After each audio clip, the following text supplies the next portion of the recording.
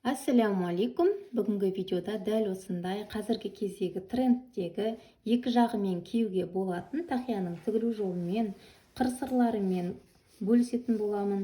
Бұл тақияның бір ерекшелігі ер адамдарға да, әйел адамдарға да және балаларға да дәл осылай тігуге болады.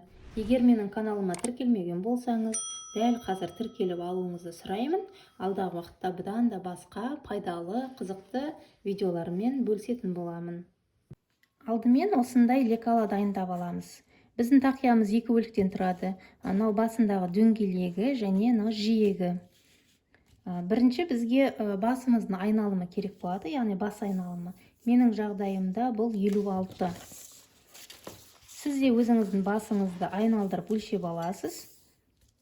Мінекей, менің жағдайымда 56 болып тұр. Және биіктігі қажет болады. Мен биіктігін 8 см етіп алдым. Бұл жерде биіктігі өзіңіздің қалауыңыз бойынша 6 см, 8 см, 10 см-ге дейін алуға болады. Осындай шеңбер қажет болады.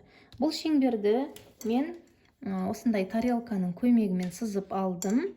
Бұл тарелкамның диаметрі менде 19. 20 қылып алсаңыздар да болады. Ол өзіңіздің қалауыңыз. Енді егер де одан да көп қылып алатын болсаңыз, тақияңыз сіздің биік болып шығады. Егер де дәл менікіндей қатты биік емес осындай қаласаңыз, онда осындай 19 см қылып алсаңыз болады. Енді мына бұрышты мен қалай істедім? Осылай шеңбер жасап алғаннан кейін өзіңіздің бас өлшеміңіз бар ғой, 56, 57 болуы мүмкін ол. Соны мінекей, мен қиып алғанымен осымен көрсетейін.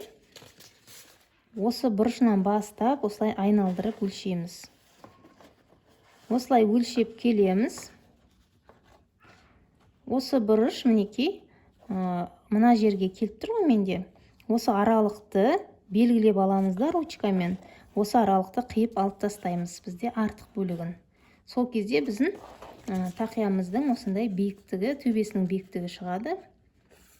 Егер шеңберіңіз сіздің үлкен болса, онда төбесі одан да үлкендеу болып шығады. Сіздерге түсіндіре алдым деген ойдамын. Енді осы лекаламыз бойынша матамызға пішіп бастаймыз. Менде бірінші беті осындай дак матасынан болады, және екінші жағы велюр матасынан болады. Қазір манағы лекаламызды алып, бастырып сызып аламыз. Сызып алғаннан кейін тігіске міндетті түрде 1 см қалдырамыз. Мінекей мен жаңағы лекала бойынша екі жолақшасын мінекей тақиямыздың екі шетінен 1 см-ден, мына шетінен 1 см, мына шетінен 1 см беріп, осылай қиып алдым. Және екі дөңгелегімді де осылай қиып алдым, айналасына 1 см-ден беріп. Енді осы дөңгелектің бізге центрін тауып алу қажет. Ол үшін осылай бүктейміз. Мінекей, осылай бүктеген уақытта міне сызық қалады ғой. Осы сызық бойынша мен центрін тауып алдым. Енді осылай сызамыз. Бұл сызықтарды үстінен қазір біздер тігіс жүргізу үшін қажет болады. Әдемілік үшін.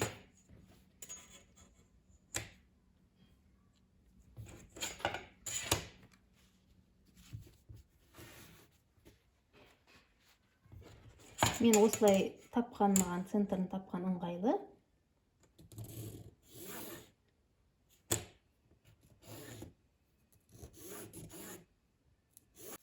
Енді үш бұрышын табу керекпіз. Ол үшін өзіңіздің бас айналымыңызды осы өлшеп аламыз. Мен жағдайымда 57. Бұл өзіміз үшін жақсы.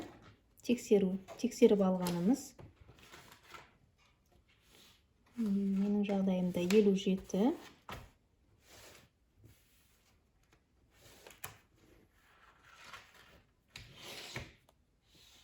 Менің жағдайымда, шатасып кеттім. 56 мінекей.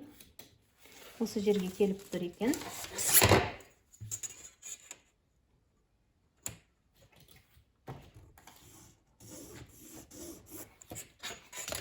Міне осы екі аралықты сызықтарын бір-біріне келтіріп, осылай тігіп аламыз. Екінші бөлігімізге де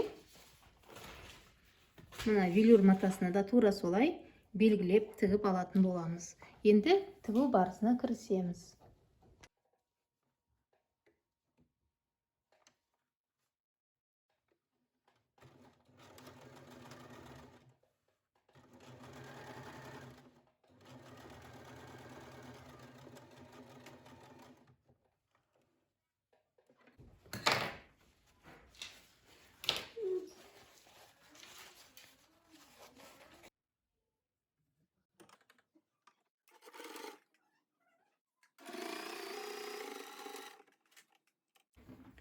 Екеуін де тігіп алдық. Енді тігістерін жатқызып үтіктеп алғанымыз дұрыс. Содан кейін әдемілік үшін тігіп шығамыз, тігістер түсіреміз. Бірінші мына тігісті үтіктеп аламыз. Қыздар, енді мына екі шеңберімізді тігістерін бір-біріне келтіреміз. Біреуін мына жаққа қарай жатқыздым, артығын, екіншісін мына жаққа қарай жатқыздым. Қалың болып кетпес үшін, әдемі болу үшін. Енді осылай тігістерін бір-біріне келтіріп түйрелеп аламыз да, өзіңіздің ұнатқан, қалаған сырып тігіп шығамыз. Екеуін бірге сырып тігіп шығамыз. Алдымен сызып алсаңыз болады бормен. Мен осындай қылып бормен сызып алдым. Осы сызықтың үстінен тігіп шығатын боламын.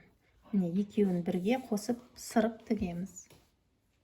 Мен осылай сырып тіктім. Енді мына бөлшектерімізді, ұзын бөлшектерімізді қосып 1 сантиметр аралықта тігіп аламыз. Екінші мына матамызды, дак матасында тура солай екеуін қосып тігіп аламыз. Міне екі бөлігіміз тігілді.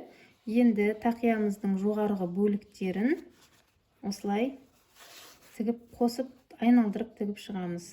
Тігістерін екі жаққа жатқызамыз. Бір-біріне тігістерін осылай келтіреміз.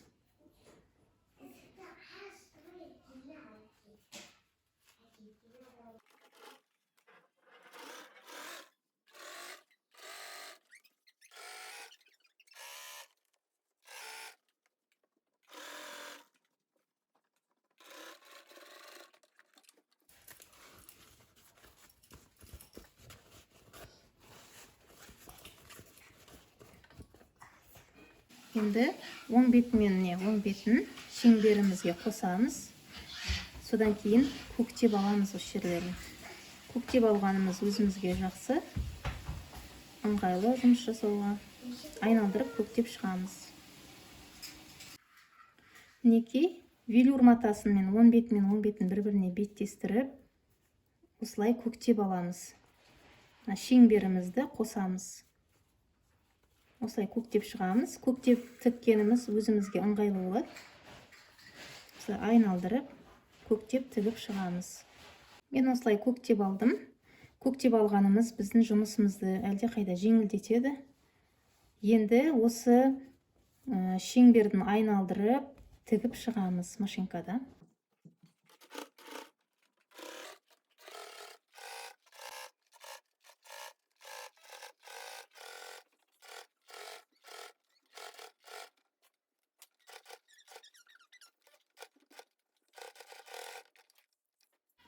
Мінекей, мен осылай тігіп алдым. Енді оңға айналдырамыз.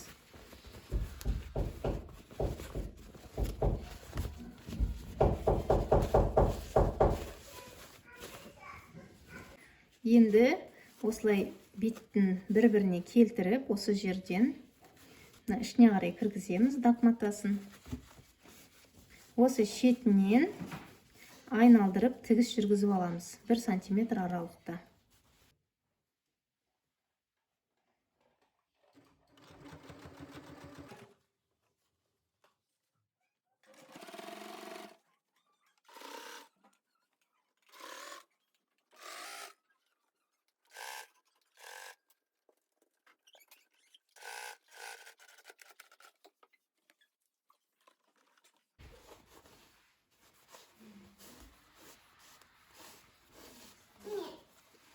Қыздар, біздің тақиямыз почти дайын болып қалды. жиегін тігіп алдым. Енді осы жерін соңғы тігіс, осы жерін тігу ғана қалды. Ол үшін міндетті түрде көктеп аламыз. Осы жердегі тігіске үстінен 1-2 сантиметр ғана, миллиметр ғана, 1-2 миллиметр ғана асырып, осылай көктеп тігіп аламыз. Шетінен сосын машинкада ақырындап, әдемілеп тігетін боламыз. Мына жағына бір тігіс түседі, мына жағында бір тігіс болады. Көктемес бұрын бірінші осылай матамызды түйрелеп аламыз әр жерінен.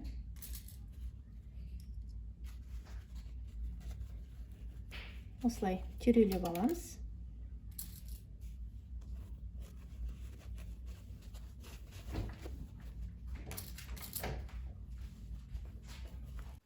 Енді осылай ішке қарай қайырып, мына тігістен 1-2 миллиметр ғана асырып отырып, көктеп аламыз. Көктеп алғаннан кейін тігіп шығамыз. Сол кезде бізге жеңіл болады тігу. Тігісімізде өте сапалы болып шығады. Қыздармен көктеп алдым. Енді машинкада айналдырып, осы жерінен шетінен тігіп шығатын боламын.